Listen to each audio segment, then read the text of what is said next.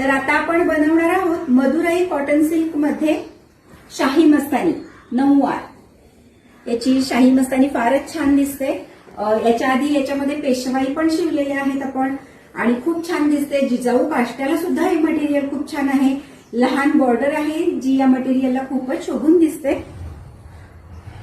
आणि याच्यामध्ये आपल्याला भरपूर कलर अवेलेबल आहेत। आता ज्या क्लायंटनी ही साडी निवडलेली आहे ते आता पहिल्यांदाच शिवून घेणार आहेत, तर त्या जेव्हा आपण त्यांना घालून दाखवू तेव्हा नक्कीच त्यांचा पॉझिटिव्ह फीडबॅक येईल आपल्याला। आणि बघूया आपण याची कशी बनते शाही मस्तानी। तर ही आपली शाही मस्तानी नऊवार काष्टा साडी तयार झालेली आहे।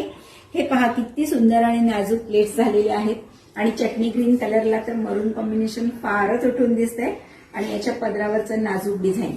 ज्यांना ट्रेडिशनल मटेरियल हवं असतं ना, ट्रेडिशनल लुक छान दिसावा म्हणून, तर या मटेरियलला जायला काहीच हरकत नाही। याच्यामध्ये फार सुंदर सुंदर कलर अवेलेबल आहेत आणि आमच्याकडे सुद्धा अवेलेबल असतात। मी त्यातलं थोडंसं तुम्हाला दाखवते।